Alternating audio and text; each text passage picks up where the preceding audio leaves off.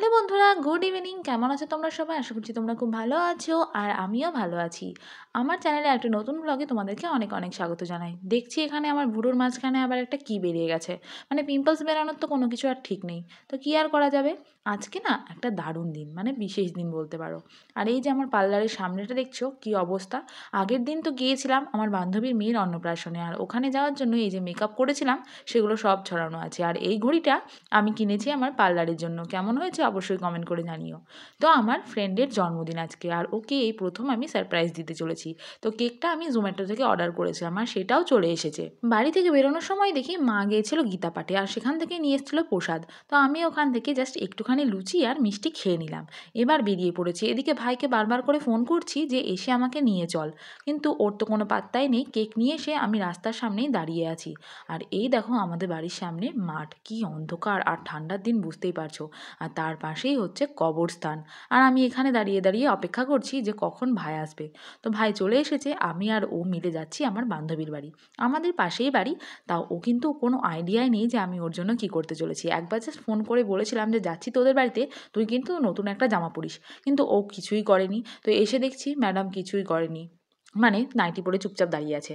তো ওকে তো একটু ভিডিওতে নিতে একটু আমার লাগছিল যে হ্যাঁ ও ওরকম করে দাঁড়িয়ে আছে, থাক নেবো না। তাও আমার ভাই একটুখানি ভিডিও করে, আর ও আমার হাতে প্লাস্টিক দেখে বুঝেই গেছিলো যে আমি ওর জন্য কেক নিয়ে এসেছি।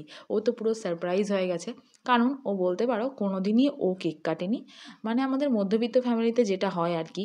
আর ও কোনোদিনও মানে ওর বার্থডেটা সেলিব্রেটই করে না সেরকমভাবে। তো কী আর করা যাবে, তাই ভাবলাম যে আমি আজকে ওর জন্য কেক নিয়ে আসি। এটা আমার অনেক দিন থেকেই ভাবনা ছিল, বাট ফাইনালি আজকে আমি ফুলফিল করতে পেরেছি। তো আমার তো ভীষণ ভালো লাগছিল। আর এই দেখো ও এখানে রেডি হয়ে গেছে অনেকক্ষণ বলার পর, একটু মেকআপ টেকআপ করলো, বলে একটু আধ ঘন্টা মতো বস, আমি একটু সেজে নিই। তো এই দেখো একটা কুর্তি পরেছিল, আর এখানেও পোজ দিচ্ছে কেক নিয়ে। ও তো ভীষণ ভীষণ ভীষণ খুশি। আর সত্যি কেকটাও খুব সুন্দর এসেছিল। কারণ মনে কষ্ট দেওয়াটা তো খুব সহজ, বাট কাউকে এই একটুখানি খুশি দেওয়াটাও মানে অনেক অনেক অনেক বড় ব্যাপার। আর নিজের মনকে এতটা সন্তুষ্ট মানে করা যায় কি বলবো তোমাদেরকে। হয়তো যারা এই মানে ছোট ছোট আনন্দগুলোও কাউকে যদি দিয়ে থাকো তাহলে বুঝতে পারবে। তো আমার এটা অনেক দিনের ইচ্ছে ছিল যে ওকে একদিন আমি সারপ্রাইজ দেবো ওই কেক নিয়ে। তো ফাইনালি আমি পেরেছি।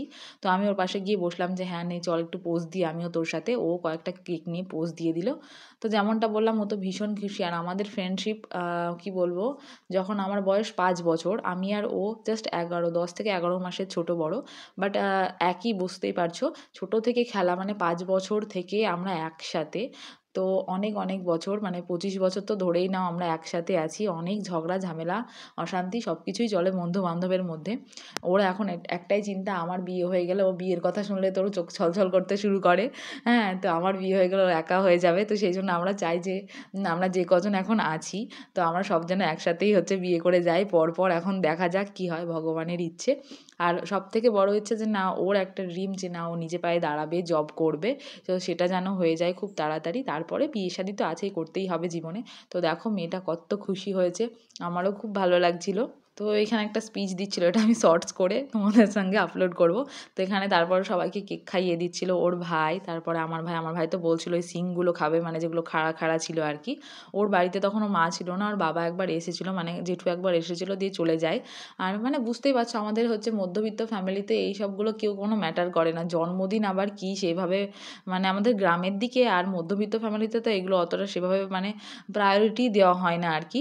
তো হচ্ছে ও তো ভীষণ, মানে আমরা যেই মানে বাচ্চা হোক বা বড় হোক, আমি যেমন আমার ভাইয়ের বার্থডেটা বড় করে সেলিব্রেট করি। আর আমাদের কাছের মানুষগুলো হয়তো খুব কমই থাকে যারা আমাদেরকে এরকম স্পেশাল ফিল করাতে যায়। আর ও তো আমাদেরকে জন্মদিনের ট্রিটটা ডিউ রেখেছে, আর এছাড়াও খাইয়েছিল জিলিপি আর রসকদম। ব্যাস, তারপরে আমরা বেরিয়ে পড়ি। আরও একজনের জন্মদিনে গেছিলাম, এটা এর পরে তোমাদের সাথে শেয়ার করবো। ব্লগটা কেমন লাগলো জানিও, দেখা হচ্ছে পরের ব্লগে, বাই।